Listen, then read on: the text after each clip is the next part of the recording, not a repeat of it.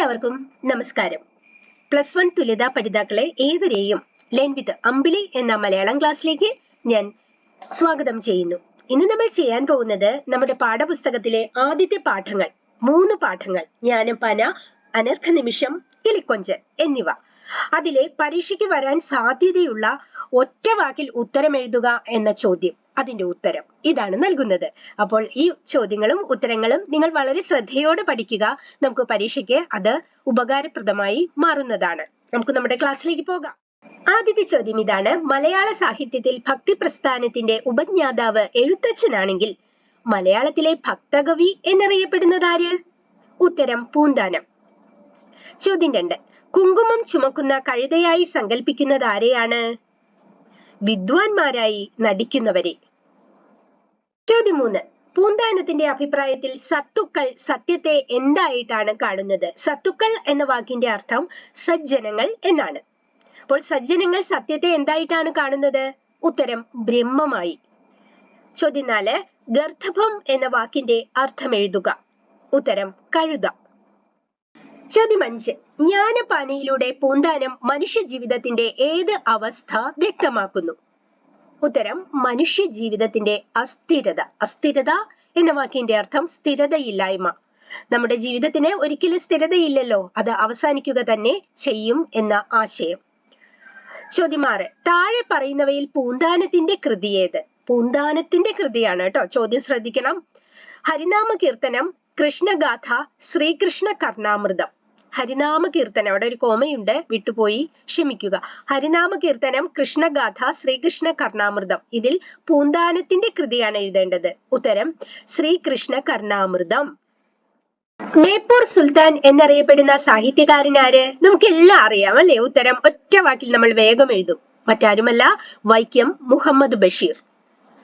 അടുത്ത ചോദ്യം: അനർഘ നിമിഷം എന്ന പാഠഭാഗത്ത് ബഷീർ പങ്കുവെക്കുന്നത് എന്ത്? മനുഷ്യ ജീവിതാന്ത്യ ദർശനങ്ങൾ. മനുഷ്യ ജീവിതത്തിന്റെ അവസാന കാലഘട്ടത്തിലുള്ള ചില കാര്യങ്ങൾ, ചില ദർശനങ്ങൾ, മനുഷ്യ ജീവിതാന്ത്യ ദർശനങ്ങൾ. അനർഘ നിമിഷം എന്ന പാഠഭാഗത്തിന് യോജിക്കുന്ന വിശേഷണം എടുത്തെഴുതുക. ഇവിടെ താഴെ 3 കാര്യങ്ങൾ നൽകിയിട്ടുണ്ട്, അതിൽ ഒരെണ്ണമായിരിക്കും യോജിക്കുന്നത്, അതാണ് നമ്മൾ എടുത്തെഴുതേണ്ടത്. സാമൂഹിക വിമർശനം ലക്ഷ്യമാക്കുന്നു, അന്യാപദേശ രീതിയിൽ പറയുന്നു, കവിതയോടടുത്ത് നിൽക്കുന്ന ആഖ്യാനം. ശരിയായ ഉത്തരം ഏതാണ്? കവിതയോടടുത്ത് നിൽക്കുന്ന ആഖ്യാനം.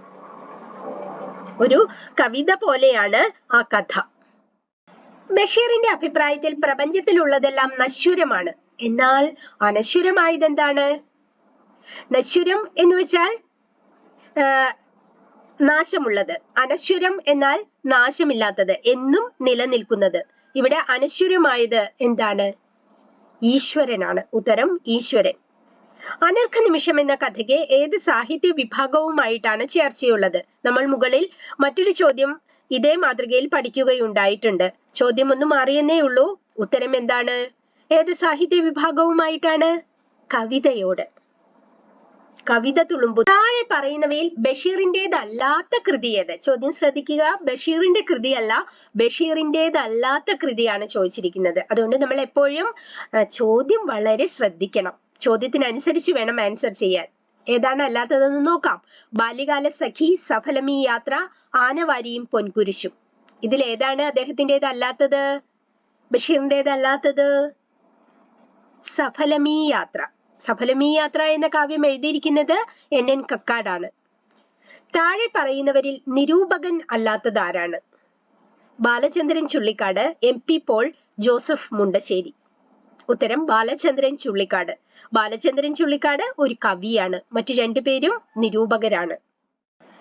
താഴെ പറയുന്നവരിൽ ആധുനിക കവിത്രയത്തിൽപ്പെട്ട കവിയാര്? ആധുനിക കവിത്രയത്തിൽപ്പെട്ടത് എഴുത്തച്ഛൻ, വയലോപ്പിള്ളി, വള്ളത്തോൾ. ഉത്തരം വള്ളത്തോൾ. ശരിയാണ്. ആധുനിക കവിത്രയത്തിൽപ്പെട്ട കവി വള്ളത്തോൾ ആണ്. മറ്റു 2 പേർ ആരാണെന്ന് അറിയാമോ? കുമാരനാശാനും ഉള്ളൂർ S പരമേശ്വരയ്യരും. അപ്പോൾ ആരൊക്കെയാണ് ആധുനിക കവിത്രയത്തിൽപ്പെട്ട കവി? കുമാരനാശാൻ, ഉള്ളൂർ S പരമേശ്വരയ്യർ, വള്ളത്തോൾ നാരായണ മേനോൻ. അടുത്തത്: 5 വയസ്സായ പെൺകിടാവായി ചമഞ്ഞെത്തുന്ന ഉദ്യാന ദേവത ആരാണ്? അനസൂയ, സീതാദേവി, പ്രിയംവദ. ഉത്തരം സീതാദേവി. ആത്മീയ സ്വാതന്ത്ര്യത്തിന്റെ അപദാനങ്ങൾ പാടി കൊട്ടാരത്തിലെ പൂവാടിയിൽ എത്തിച്ചേർന്നതാരാണ്? 2 ഇണത്തത്തകൾ. അടുത്ത ചോദ്യം, കിളിക്കൊഞ്ചൽ എന്ന കവിതയെ അനുപമ സുന്ദരമാക്കുന്നതെന്ത്? ശൈശവ നിഷ്കളങ്കതയുടെ പ്രകാശവും മാധുര്യവും. ബന്ധുര കാഞ്ചന കൂട്ടിലാണെങ്കിലും ബന്ധനം ബന്ധനം തന്നെ പാരിൽ. അടിവരയിട്ട പദത്തിന്റെ പകരം പദം എഴുതുക. ഇവിടെ അടിവരയിട്ടിരിക്കുന്ന പദം ബന്ധുരം എന്നതാണ്.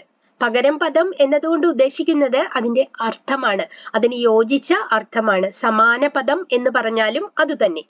ഇവിടെ മനോഹരം, പ്രകാശം, മഴവില്ല് ഇങ്ങനെ തന്നിരിക്കുന്നു. ഏതാണ് ശരിയായ ഉത്തരം? മനോഹരം. നമ്മുടെ പാഠപുസ്തകത്തിലെ ആദ്യത്തെ പാഠങ്ങളായ ജ്ഞാനപ്പാന, അനർഘ നിമിഷം, കിളിക്കൊഞ്ചൽ ഈ 3 പാഠങ്ങളിലെ പരീക്ഷയ്ക്ക് വരാൻ സാധ്യതയുള്ള വൺ വേർഡ് ചോദ്യങ്ങളും അതിന്റെ ഉത്തരങ്ങളും ഞാനിതാ നിങ്ങൾക്ക് നൽകി കഴിഞ്ഞിരിക്കുന്നു. അടുത്ത ക്ലാസ്സിൽ മറ്റു 3 പാഠങ്ങളുമായിട്ട് നമുക്ക് വീണ്ടും കാണാം. ശ്രദ്ധയോടെ പഠിക്കുക. പരീക്ഷ ഇതാ ഇങ്ങടുത്തെത്തിയിരിക്കുന്നു. നന്ദി, നമസ്കാരം.